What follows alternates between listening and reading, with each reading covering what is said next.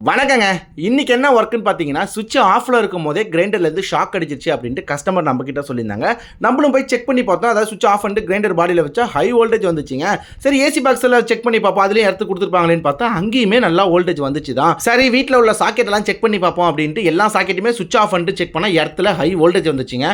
சரி DP open பண்ணி பார்த்தா டிபி கச்சா முச்சான்னு இருந்துச்சுங்க. ஒரு ப்ராப்பரான ட்ரெஸ்ஸிங் இல்லாமல் இருந்துச்சு. ஸோ அங்கேயுமே எர்த்தை செக் பண்ணி பார்த்தா அங்கேயுமே நல்லா வோல்டேஜ் வந்துச்சு. சரி நான் என்ன பண்ணேன்னு பார்த்தீங்கன்னா, ஆக்சுவலாக இந்த வீட்டில் ஒரு 3 ஃபேஸ் சப்ளைங்க. அதுலேருந்து சப்மீட்டர் வச்சு மேலே குடியிருக்கிறவங்களுக்குலாம் கொடுத்துருக்காங்க. நான் போனவொடனே கேட்டேன் கஸ்டமர்கிட்ட, இந்த மாதிரி இன்வெர்டர் இருக்கான்னு கேட்டதுக்கு இல்லைன்ட்டாங்க.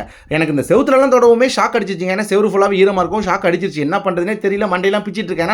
நான் ஃபியூஸ் கேரியல் எல்லாத்தையுமே ரிமூவ் பண்ணிட்டேன். சப்மீட்டர் மெயின் மீட்டர் எல்லாத்தையும் பிடிங்கிட்டு செக் பண்ணாலுமே வந்து நம்மளுக்கு வோல்டேஜ் வந்துட்டு தான் இருக்குது.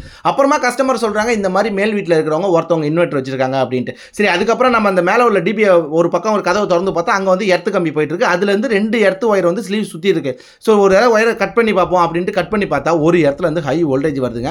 ஸோ மேலே இன்வெர்டர்லேருந்து ஷார்ட் ஆகி தான் எங்கேயோ ப்ராப்ளம் ஆகி அதுலேருந்து இந்த எர்த் ரிட்டர்ன் ஆகுதுன்றதை மட்டும் நான் தெரிஞ்சுக்கிட்டேன். சரி அதுக்கப்புறம் மேல் வீட்டை போய் பார்ப்போம் அப்படின்னு அங்கே போய் பார்த்தா வீட்டு கதவு பூட்டி இருக்குங்க. அவங்க வேலைக்கு போயிட்டாங்க. அதுக்கப்புறம் அவங்களுக்கு ஃபோன் பண்ணி வர வச்சு போய் செக் பண்ணி பார்த்தோம். நான் எப்படி பார்த்தேன்னு பார்த்தீங்கன்னா, அங்கே உள்ள மெயின் டிபியில் வந்து எல்லாத்தையும் ஒரு எம்சிபி பிரேக்கராக நான் வந்து ஆன் பண்ணி செக் பண்ணி பார்த்தேன். ஏன்னா எங்கே நம்மளுக்கு லீக் ஆகுதோ அதை தெரிஞ்சிடும் நம்ம எர்த்து இந்த பாயிண்ட்ல இருந்தால் வருது அப்படின்ட்டு. சார் நான் ஃபஸ்ட்டு ஒரு 2 எம்சிபி செக் பண்ணி பார்த்தேன். அப்போ வந்து எர்த்து வந்துட்டே தான் இருந்துச்சு. 3வது எம்சிபி செக் பண்ணும்போது அந்த செவுத்துல வந்து என் கை பட்டுடுச்சுங்க தெரியாம. ஸோ அதுலேருந்து எனக்கு திரும்பி வந்து ஷாக் அடிச்சிச்சு. அப்புறம் 4வது எம்சிபி ஆஃப் பண்ணிட்டு செக் பண்ணி பார்த்ததுக்கு அப்புறம் தாங்க நம்மளுக்கு சப்ளை வரதே நின்று போச்சு. ஸோ இதனால தான் வந்து ப்ராப்ளம் ஆயிருக்கு. 4வது எம்சிபி எங்கன்னு பார்த்தீங்கன்னா கிச்சனில் போட்டிருக்காங்க. ஸோ கிச்சனில் போய் பார்த்தா மேலே வந்து ஒரு ஜங்ஷன் பாக்ஸ் வச்சிருக்காங்க. அந்த ஜங்ஷனில் மழை தண்ணி ஊறி, அதாவது செவுத்துல மழை தண்ணி ஊறி அது உள்ள வந்து இந்த ஒயர்லாம் வந்து ஷார்ட் ஆயிருக்குங்க.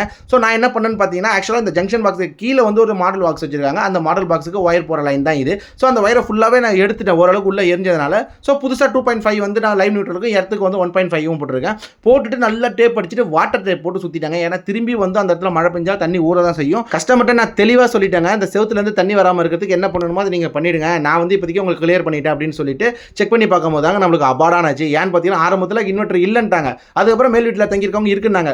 என்னென்னமோ போட்டு நம்மளை குழப்பி ஒரு வழியாக நம்ம இந்த கம்ப்ளைண்ட்டையும் முடிச்சிட்டாங்க. இதே போல் எலக்ட்ரிக்கல் வீடியோ பார்க்கறதுக்கு நம்ம சேனலை ஃபாலோ லைக் பண்ணிக்கங்க. வரங்க.